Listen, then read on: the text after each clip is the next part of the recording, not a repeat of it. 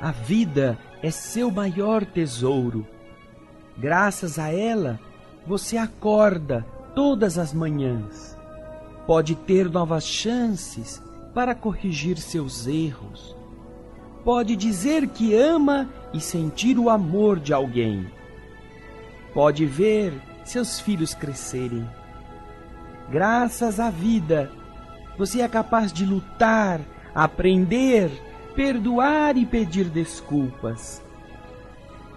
Graças à vida imortal e indestrutível, você pode sentir o carinho daqueles que partiram do mundo antes de você e que continuam vivos. A vida é seu maior tesouro, porque é o presente do Criador. Não misture bondade com mágoa, perdão com ressentimento, alegria com tristeza, fé com descrença. Se o Pai nos deu a vida, não vivamos de qualquer maneira. Tenhamos alegria de viver. O programa espírita feito especialmente para o seu coração.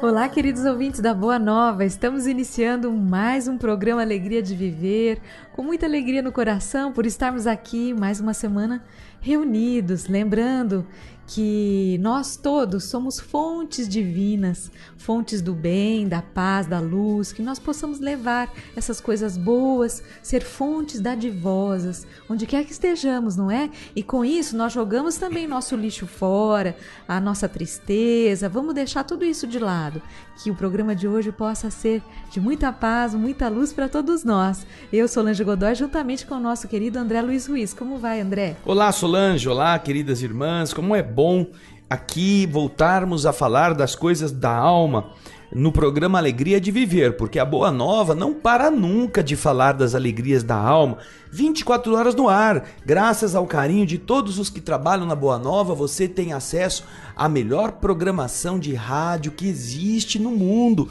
a que fala da esperança, a que fala da alegria de você estar na terra fazendo alguma coisa de bom, e é por isso que nós ficamos muito felizes de fazer chegar até você o abraço dos nossos queridos Alailson Cunha e Luiz Leite. Essa música de qualidade, essa música gostosa que a Boa Nova oferece, você pode também ser essa fonte de luz se inscrevendo no Clube Amigos da Boa Nova, através do telefone 0800 12 18 38. Sua participação é muito importante. Como disse o André, você pode também ser um instrumento do bem na Terra, através dessa participação, fazendo com que toda essa programação da Boa Nova possa chegar a lugares que a gente nem imagina. 0800 12 18 38. Inscreva-se. Bem, André, nós estamos então dando continuidade à leitura e comentário do livro Voltei, livro que é do Espírito Irmão Jacó e a psicografia de Francisco Cândido Xavier. Na semana passada nós iniciamos o capítulo 8º, que se chama A Chegada. E hoje nós daremos continuidade a esse capítulo, com o subtítulo Velhos Amigos. Isso mesmo. Você quer dar uma prévia da história? Não, eles estão agora se encontrando com as pessoas do lado de lá, que vêm receber aqueles grupos que estavam compondo essa caravana. E a cada parte do caminho, eles iam encontrando com essas pessoas queridas que chamavam um, chamavam outro, e cada um eles paravam para se despedir, e aquele ser se desgarrava e ia para as suas tarefas, junto daqueles aflitos ou daqueles amigos que os haviam buscado. Nosso agrupamento prosseguia volitando. A luz que de vez em quando varria o céu vagarosamente, vagarosa e sublime, em forma de leque, parecia mais próxima. Vocês se lembram que quando nós chegamos lá na parte da ponte, ele fala que de vez em quando passava um raio luminoso no céu, clareando a ponte. E este raio agora, na medida que eles estão indo para o destino, eles estão vendo que esse raio está ficando mais próximo. Parece que era um grande farol, e o farol marcava o ponto em que eles estariam como o centro de uma comunidade. Então começavam a perceber que este farol, essa luz que varria o céu, que como um leque que passava, estava cada vez mais perto. Começamos a enxergar encantadoras e espaçosas moradias. De distância em distância compareciam pequenos grupos trazendo amigos. Esses grupos eram aqueles que estavam aguardando os que chegavam. Eles estavam ali à beira do caminho e quando Bezerra passava, o fulano tá aí, olha ele. Então eles chamavam aquele que estava na caravana, eram comitês de recepção dos que faziam parte desse grupo que o Dr. Bezerra estava levando. Abraços fraternos eram distribuídos de momento a momento. Nenhuma nova despedida, porém, chegou a assemelhar-se à daquela professora devotada e desconhecida. Prosseguíamos já em pequeno número quando, num grupo de 4 pessoas, no caminho, meu nome foi pronunciado em voz alta. Jacó! Jacó! Sorridente, Bezerra imprimiu nova pausa à jornada, voltou-se para mim, me deu o braço e me conduziu até elas. Então, agora alguém do lado de lá estava chamando pelo Jacó. Chegou a vez dele descer da caravana. Quem seriam estes que estavam chamando por ele? Surpreendido, jubiloso, mal contendo o pranto de emotividade, desferi um grito de alegria. Eram Guilhom e Cirne, Inácio Bittencourt e Saião. Quem que são esses caras? Guilhom e Cirne, Inácio Bittencourt e Saião. Se você vai lá no fim do livro, Voltei, existe uma relação de nomes com aquilo que o Jacó aqui está descrevendo. Guilhom era Guilhom Ribeiro, Luiz Olímpio Guilhom Ribeiro, que foi presidente da FEB de 1920 a 21 e de 1930 até 1943. Muitas das traduções dos livros da FEB, do francês para o português, o Evangelho, o Livro dos Espíritos, tem a assinatura de Guilhom Ribeiro. Foi ele ele era um dos que estava ali. O outro era Leopoldo Cirne, que fora presidente da FEB de 1900 a 1914 e havia desencarnado em 1941. Ali estavam também Inácio Bittencourt, que foi vice-presidente da FEB e era médium receitista, havia desencarnado em 1943. E depois Saião, aqui o nome de Antônio Luiz Saião, fora ele diretor de um grupo espírita chamado Grupo Ismael. Fora escritor e evangelizador, desencarnado em 1903. Foram estes 4 que estavam ali esperando por ele. Por isso que ele cita aqui o sobrenome, os nomes, como eles eram conhecidos na época. Abraçaram-me efusivamente e, pelo olhar afetuoso e grave que me dirigiram, demonstravam saber quanto se passava em minha alma. Eles estavam ali para dar apoio ao nosso querido Jacó e sabiam o que estava acontecendo no seu íntimo. Sentia-me na posição do viajante que volta de longe, com a bolsa cheia de novidades. Embora a fraqueza a me constranger, gastaria horas contando as notícias dos companheiros que se demoravam na carne, como trabalhadores da retaguarda. Não pareciam, contudo, muito interessados em ouvir as minhas informações. Eu vou contar pra vocês como que tá a coisa lá embaixo. Vocês nem imaginam. Você não sabe, nós já estamos aqui com todas essas notícias. Mas nenhum dos 4 estava muito afim de ficar sabendo das fofocas.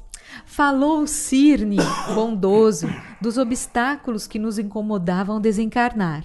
Acrescentou que meu caso, entretanto, era agradável e pacífico, pela expectativa mais ou menos longa em que eu vivera os derradeiros dias de octogenário, salientando que o mesmo não lhe ocorrera, em vista do repentino ataque de angina. Ele está falando que o Jacó, que já era tinha mais de 80 anos, ou estava nessa quadra da vida, ele passou por um caso lento de desencarnação, ele teve tempo de se preparar, Isso, né? Exatamente. Para o desenlace. Ele teve um processo de desligamento considerado agradável e pacífico, porque estava ele vivendo essa situação de desencarnação gradual, enquanto que ele, Leopoldo Cirne, não passou por isso. Ele teve que enfrentar umas coisas piores, porque foi um ataque de angina repentino. Acabou ali na hora.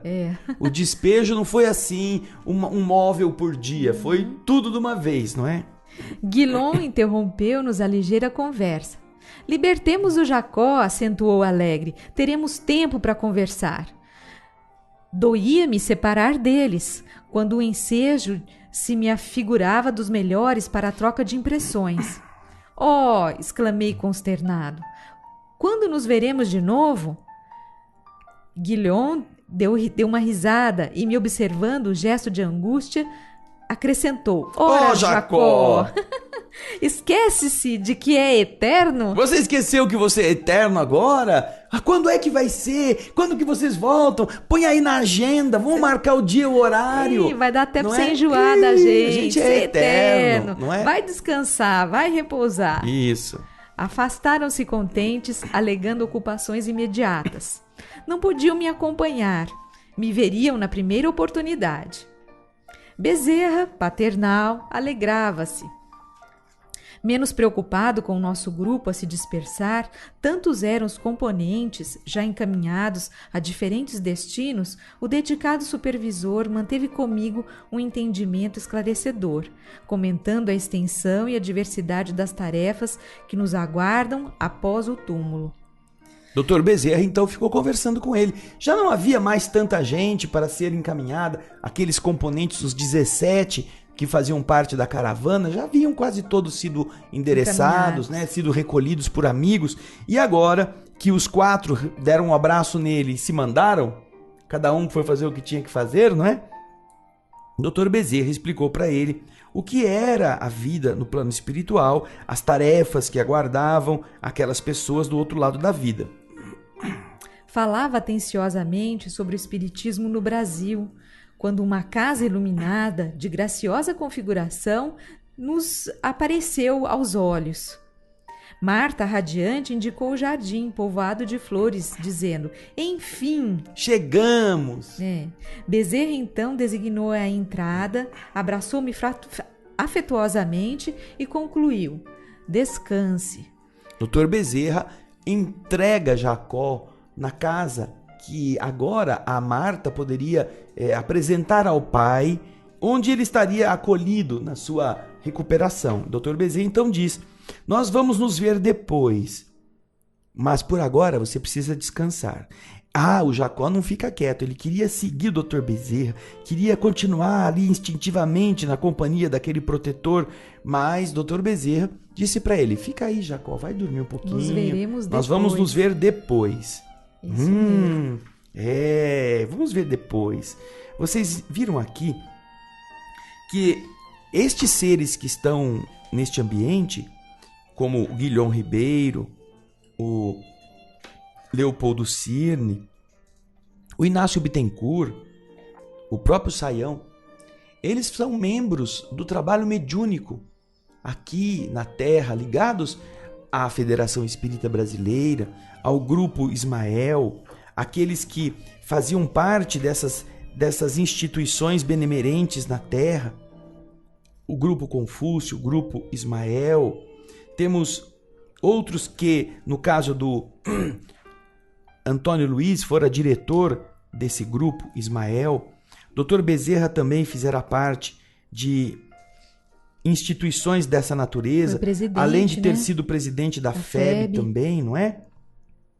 Todos... O Bittencourt Sampaio. Todos estão relacionados nas notas da editora que vocês encontram no final do livro físico, o livro Voltei, com algumas indicações de data de nascimento, de desencarnação.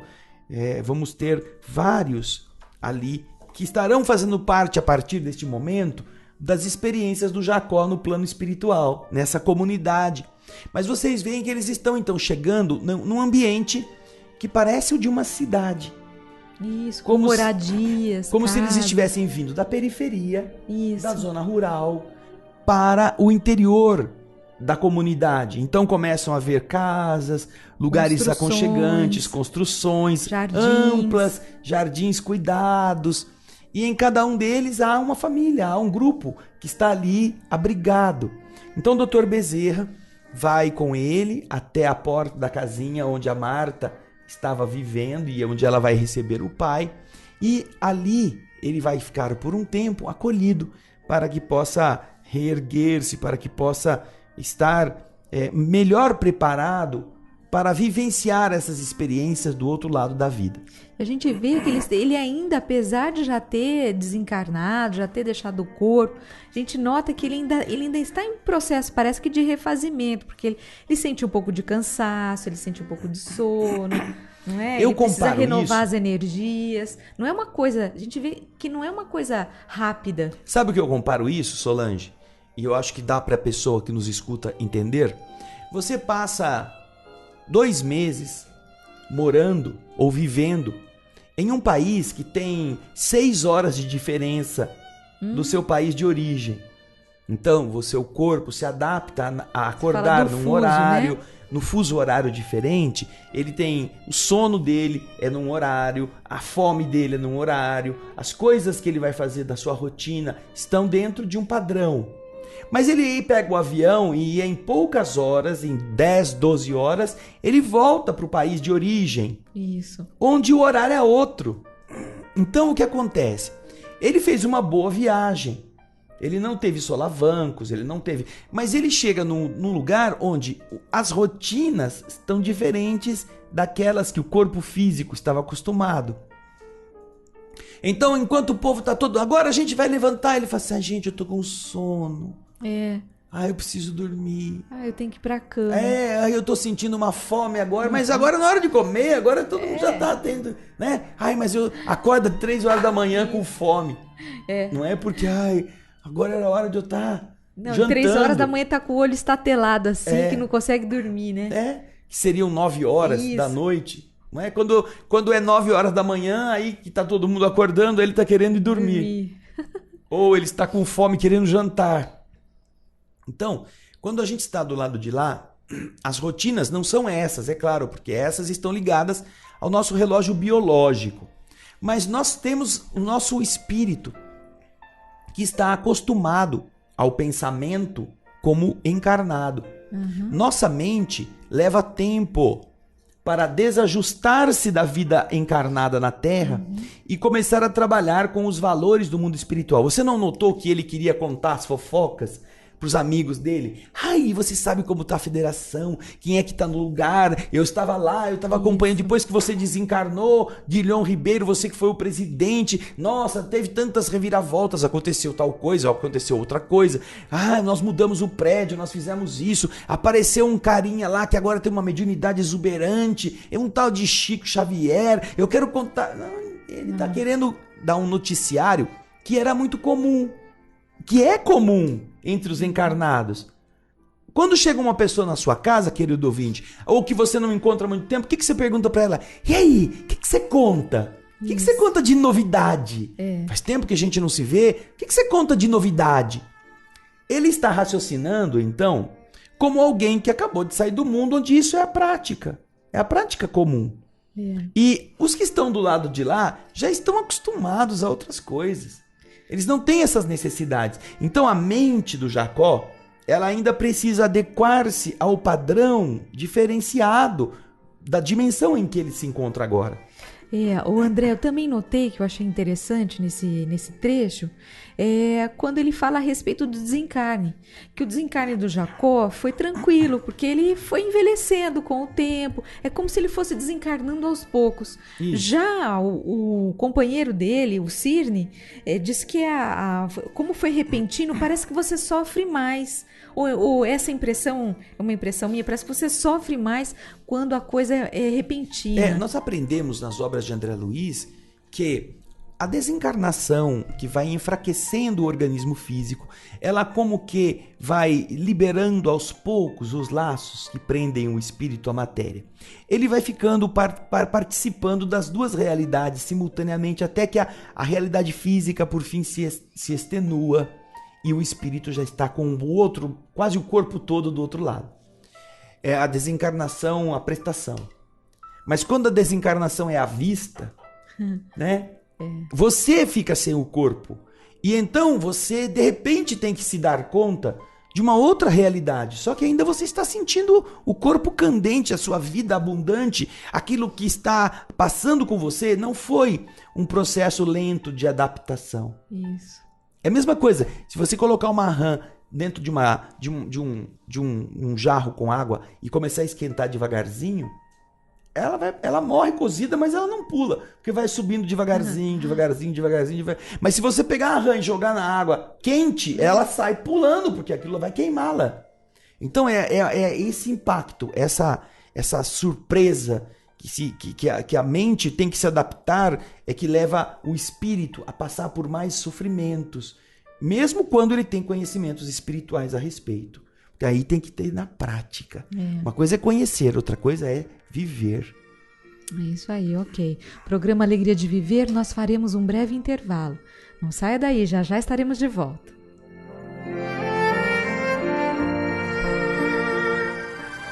Estamos apresentando um programa Alegria de Viver.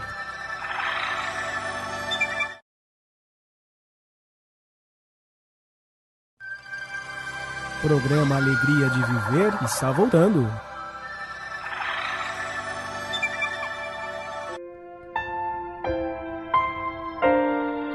Nós estamos retornando com o programa Alegria de Viver.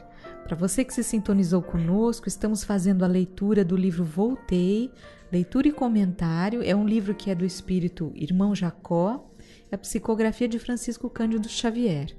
Estamos no capítulo 8º, que se chama A Chegada, e vamos fazer agora o comentário do subtítulo, que se chama Em Repouso. Afinal, todo mundo estava falando para esse Jacó ir repousar, o Leopoldo Cirne, o Bittencourt Sampaio, o Guilhom Ribeiro. Jacó, você esqueceu que você é eterno, vai repousar. Aí, doutor Bezerra, leva ele até a porta. Ai, doutor, o senhor me explicou umas coisas, eu queria saber outras coisas. Calma, Jacó, vai descansar.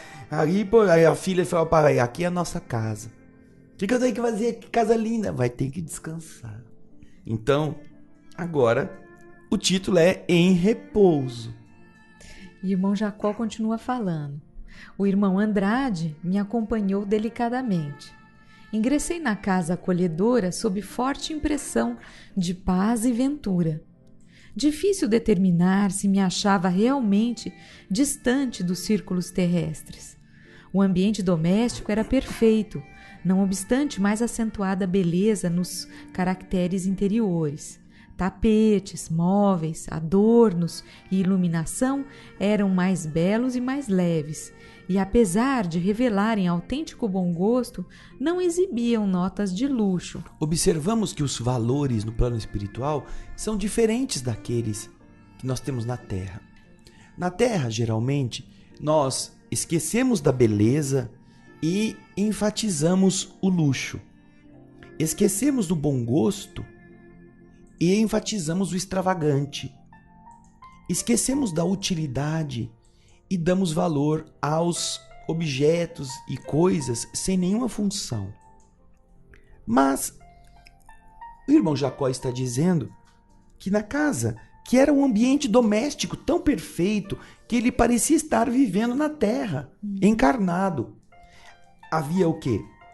Tapetes, móveis, enfeites e iluminação como havia numa casa comum, na terra.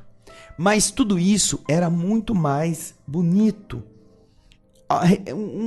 Um outro sentido de gosto, de harmonia, sem que isto fosse significado de luxo, de gastança, de esbanjamento, sem que fosse uma forma de enaltecer os desvalores que nós na Terra cultivamos com tanta avidez, a extravagância.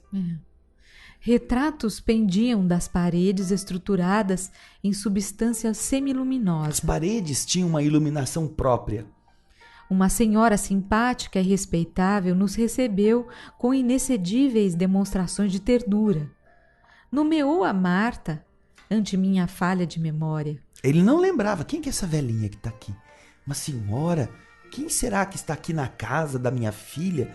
E então Marta explicou para ele, já que ele não se lembrava, quem era aquela senhora. Recolhia nos braços num transporte de indefinível felicidade. Como não situá-la nos dias inovidáveis da infância? Era para minha filha, tanto quanto para mim, uma segunda mãe. Chamemo-la Mamãe Frida, já que por ordem superior não estou autorizado a identificá-la. Ele vai dar um pseudônimo, mas aquela senhorinha era conhecida da família. Talvez houvesse sido uma ama, uma funcionária, uma governanta da casa, que fora da época em que Marta vivera na terra antes da desencarnação precoce, e que agora do lado de lá também cuidava, estava ali não como uma empregada da casa, mas morava naquele grupo familiar. Tentei a conversação longa em perguntas compridas, mas parece que fora do grupo em que viajara e desligado da influência vivificante de Dr. Bezerra, meu cansaço se fez invencível. Então, quando você está na companhia de seres que têm um poder magnético exuberante, como é o do Dr. Bezerra, você está abastecido, você parece que vive num hausto divino. Então não tem fome, não tem cansaço, não tem sono. Mas o que aconteceu com Jacó é que ele se separou desta fonte. Agora ele estava no ambiente da família. Ele não estava sendo ligado à bateria. Então, agora ele era o celular fora da energia. E a bateriazinha dele é fraquinha, já estava pifando. Enquanto ele estava ligado na tomada chamada Bezerra de Menezes, estava exuberante, a bateria estava carregada. Mas agora que tiraram da tomada e ele tem que ficar por conta própria, o seu poder de manutenção do sinal estava dando sinais de que estava acabando. Até ali, na jornada de prolongado curso, esclareceu Marta, estivera sustentado em grande parte pela cooperação magnética do conjunto dos companheiros. Busquei manter-me de pé, no entanto, a dispneia voltou angustiante. Agora que ele estava por conta dele, ele voltou a sentir fraqueza, voltou a sentir falta de ar. Ele quis ficar em pé, mas não conseguiu.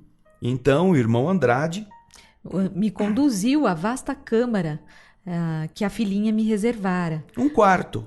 Abriu extensa janela, através da qual pude contemplar as estrelas pálidas da manhã que se anunciava. Acomodou-me num leito macio e, após me aplicar passes reconfortadores, recomendou fraternalmente: durma tranquilo. E, sem saber como, me entreguei ao repouso, encantado e feliz. Você imaginar que agora, depois de ter viajado, passado todas as aflições da doença, tido a companhia de protetores na difícil travessia de um lado para o outro, tendo sido amparado por amigos, tendo recebido a visita dos companheiros queridos, tendo a filha amorosa, ainda assim chegou no lugar, ele estava com ele. Ele carregava com ele as suas próprias limitações. Ele tinha as dificuldades que eram próprias dele. Não estava ali privilegiado por ter ido na Federação Espírita Brasileira. Não estava ali com regalias de quem havia sido espírita na Terra. Não havia na sua capacidade um botão em que ele agora apertasse por ter sido espírita, E aí então, como um airbag, ele ficasse estufado de forças, poderoso. Não, ele era ele. Agora ele estava tendo que sustentar-se. E este dever ele ainda não sabia como fazer. Tinha aprendido coisas sobre a reencarnação, sobre a comunicação dos espíritos, sobre a importância do bom pensamento. Mas, ainda assim, ele precisou ir para a cama. E então, o espírito amigo, Andrade, levou-o até um quarto especial que a filha tinha reservado para ele, de onde, com a janela bem aberta, ele pôde ver as estrelas que começavam a ser apagadas pela manhã que vinha chegando, lembrando que a região em que ele está, ela acompanha o movimento de rotação da Terra. Ela não está parada no espaço e a Terra fica girando. Ela também tem dia e tem noite, para que você entenda que há dimensões vibratórias que também estão no mesmo horário da Terra, obedecendo a essa dinâmica de luz e de escuridão do Sol. E ali ele recebe ainda o passe, a transfusão de energia do irmão Andrade, para que depois de ele se sentir acomodado, ele escute do irmão Andrade o conselho: vai, dorme agora, dorme tranquilo, descansa. E ele diz que, sem saber como, entregou-se ao repouso, como se você dormisse num palácio. Agora chegou a hora de você ir pro seu quarto, né? Disneylândia. Você foi para Disneylândia e foi dormir lá no castelo da Branca de Neve. Ai, será que eu vou dormir? Eu não dormia. Eu falei, eu não vou dormir não, porque pode ser que a hora que eu acordar eu tô de volta na Terra. Nossa. Que nem se acorda de um sonho. Ai, não, eu vou ficar acordado aqui. Assim, esse negócio não passa. Só que não teve jeito, o cansaço dele levou ao repouso. E ele dormiu encantado e feliz. E para a felicidade dele, quando acordou, ainda estava no mesmo lugar. Não é? Aí. Não é como a gente quando tem aqueles sonhos lindos, às vezes, você acorda, fala, ai meu Deus, por que eu acordei? Nossa, eu estava num lugar tão lindo. O lugar era tão bacana, que gente tão bom. bonita. Ai, eu tive que acordar. Ai, vou tentar dormir mais um vou pouquinho para ver se eu volto. Pra lá, Ai, gente, é isso aí. Infelizmente, estamos encerrando mais um programa. Lembrando que semana que vem vamos iniciar mais um capítulo 9, Esclarecimentos. E nós agradecemos então a participação. Antes disso, lembrando do nosso estudo pela internet, o endereço é www.tvalvoradespirita.com.br, que normalmente seria o estudo do Livro dos Espíritos, mas nós teremos hoje uma continuação das palestras que vem tendo, dos vídeos que nós estamos mostrando, que vem acontecendo aí nas quartas à noite. Então, nosso convite a partir das 20 horas, tvalvoradespirita.com.br. Nós agradecemos a participação de vocês. Mais algum recado, André? Lembramos que você pode assistir as obras de André Luiz que nós temos comentado no programa O Espírito da Letra. Esse programa ele é apresentado pela TV Mundo Maior e também pela TV Alvorada Espírita, que tem programação 24 horas no ar. Além disso, nós temos todos os livros Nosso Lar, Os Mensageiros e boa parte já dos Missionários da Luz disponibilizados para download no nosso site Mensagem Fraternal e também no nosso canal no YouTube. A TV Alvorada Espírita tem um canal no YouTube. Você pode acessar através do YouTube, escrever lá TV Alvorada Espírita, ou acessar o Espírito da Letra no YouTube e você vai encontrar as 3 obras que citei aqui, capítulo por capítulo, lido e comentado, como estamos fazendo com o Voltei. Só que tem imagem, tem o projeto imagem, tem aquelas coisas lindas que o nosso querido Américo Sucena produziu para elucidar as falas de André Luiz. Então, é uma oportunidade preciosa que André Luiz nos dá de aprender. O programa é O Espírito da Letra. Muito bem, André, nós agradecemos a sua participação, que essa semana seja de muita paz e até a próxima edição do programa Alegria de Viver. Vamos fechar os nossos olhos e fazer a nossa vibração.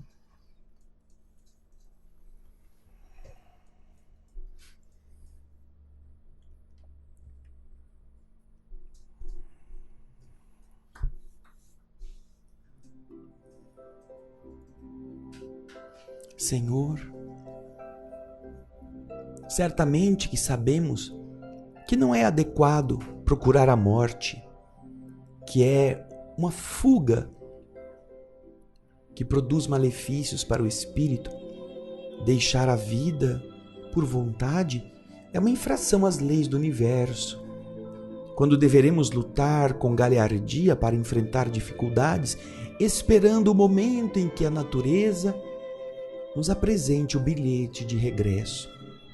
Mas, Senhor, ouvindo o que nosso querido Jacó nos relata a respeito das belezas do Espírito, de como funciona o mundo da verdade, como a luz, como a organização, como a beleza, fazem parte do dia a dia, como olhar para uma mesa encanta a vista, como sentarmos-nos em um parque público nos enche da presença divina, como olhar para o céu estrelado é muito mais enriquecedor do que quando estamos na terra, por nos fazer sentir muito mais de perto a grandeza de Deus. Como é bom sentir estas coisas e sabendo que não é adequado procurá-las de forma autoritária ou arbitrária, como será bom se um dia tivermos esta alegria, Jesus, tivermos aproveitado cada oportunidade da vida e ao invés de nos vestir de chumbo, o Espírito, tivermos aceitado a veste leve, a veste simples, que poderá nos garantir flutuarmos até lugares indizíveis de beleza, sem imaginarmos que merecemos o paraíso celeste, que merecemos os níveis sublimes onde as almas já esclarecidas habitam. Como será lindo, Senhor, podermos estar no lugar só onde as flores brilham. Só isso, Senhor, já é lindo. Não importa que a gente esteja ali convalescente, que a gente ainda carregue em nossa alma tudo o que nos adoece, que ainda estejamos na condição de doentes, mas como será maravilhoso desfrutar de algumas destas coisas que a bondade garante a quem a pratica, que o perdão oferece àqueles que esquecem o mal que angustia a alma, que enodoa a consciência, que faz pesar a mente, levando-a para o fundo do abismo. Ah, Senhor, que bom aprendermos com estes espíritos como a renúncia purifica a alma, como a paciência engrandece o ser, como a disciplina do pensamento e do sentimento garantem a estrada reta, sem solavancos. E quando, depois de ter passado por longas experiências na terra, nós estivermos melhorados e pudermos encontrar essas belezas que representam a bondade de Deus na direção dos que sofrem, nós agradeceremos. Como agradeceremos ter sofrido com paciência e ter aprendido o funcionamento destas leis. Obrigado, Jesus. Obrigada, queridas irmãs, queridos irmãos. Muita paz. Almas do céu, ouvi o doce canto do fundo do coração,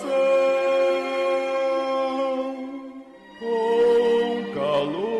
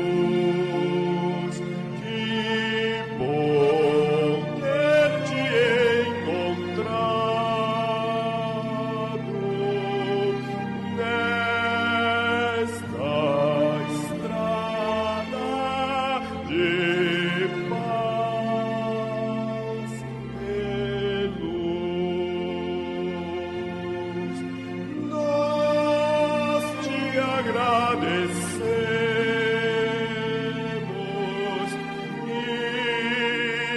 assim queremos te espalhar, te dividir.